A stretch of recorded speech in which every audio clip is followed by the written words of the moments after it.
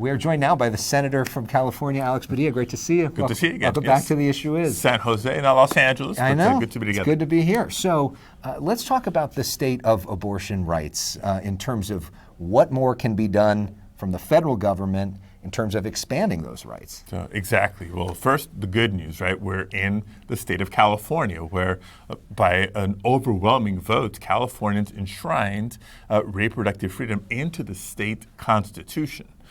So that's the good news for Californians. But what it's also meant is a lot of people outside of California who don't have those protections, those rights in their home state are coming to California seeking the care that they need. And California has upped the game, not just ensuring their safe passage, access to services, but also protection for providers that are increasingly being targeted by groups that are out there. At the federal level, look, for the good news that California has, we have to be mindful of the ongoing efforts to implement a national abortion ban. And is that a real thing? That is on the ballot. That has been introduced in Congress. And we know what would happen if Donald Trump wins the presidency, and if both houses of Congress revert to Republican majorities, that's exactly going to be their first item on the agenda come next year. So even though we're good in California, November matters. November matters for us. November matters for the country. Are you concerned with the potential of getting rid of the filibuster because that could allow them to do that? Because wouldn't they have to get rid of the filibuster to do that?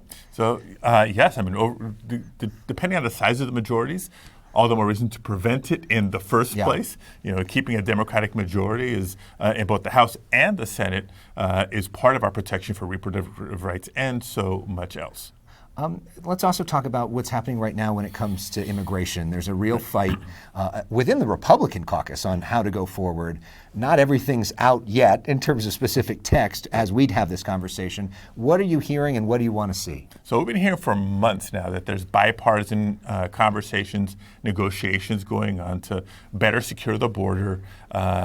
Unfortunately, as a price to help Ukraine. I mean, we should do that no matter what.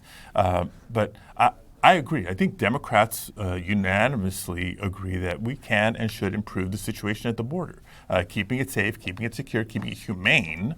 And the current numbers of people coming to the United States seeking asylum, there's got to be a better way to handle it.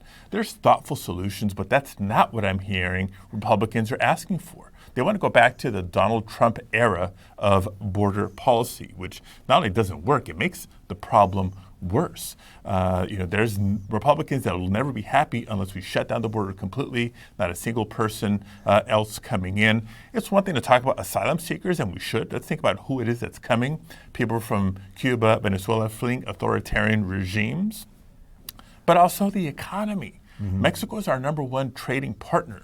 When Governor Abbott in Texas tried to shut down the border in Texas and insisted that every single vehicle be inspected, that cost their economy millions per day because of delays in goods being moved. So there's a smart balance to be achieved. Yes, safe, secure, but also humane. Are there enough Republican votes to actually pass comprehensive immigration reform right now? Well, I wish we were debating comprehensive immigration reform. There's not enough Republicans with the political will to have that conversation right now. So it really is limited to a sort of a border security conversation. Look, we're not going to address the border sustainably unless we look at the root causes. Why are people leaving so many other countries, not just Mexico, not just Central America, and not just South America? It's a hemispheric issue, but as every day goes by, the voice of Donald Trump is just louder and more powerful with the Republican Party. So it's either going to be very difficult to reach a deal, or whatever deal is reached is going to have a lot of questions, a lot of concerns. But you would admit that there is a crisis at the border right now.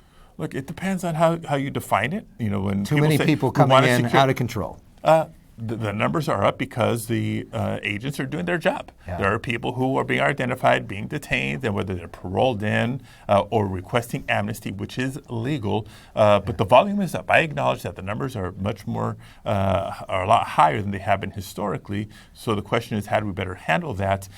It doesn't help when the prior administration gutted the departments and agencies of personnel and the capacity to deal with migrants. We are here at this event for Vice President Kamala Harris. You helping to introduce her. You greeted her when she got off the plane. What does it mean to have a vice president from California?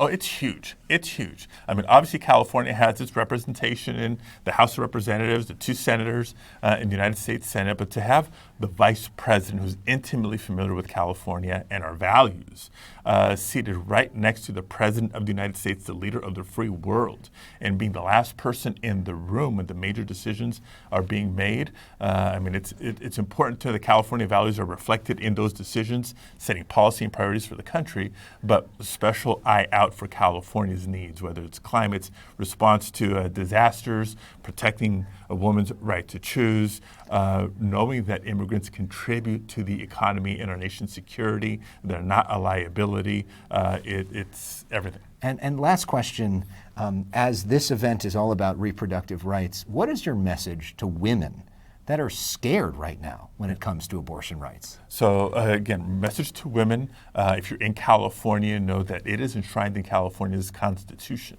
You have access here in the state of California, but we can't take it lightly. The threats of a national ban is alive and well. We have to engage. If you're eligible to vote, make sure you're registered, make sure you're making your plan to vote, not just in the upcoming primary, but in November, especially, and help spread the word. And for women across the country, if you want to have the same rights and protections like we do in California, you have to engage, because the outcome of this November's election absolutely matters. Who's in the presidency, who's in the majority in the Senate and in the House of Representatives. Thank you very much. Great to talk with you. And since we've featured your son on the show recently, happy birthday to your son, Yes, Diego. Diego just number turned 9. Hi, Diego. Thanks, Senator. Thank Great you. to see you.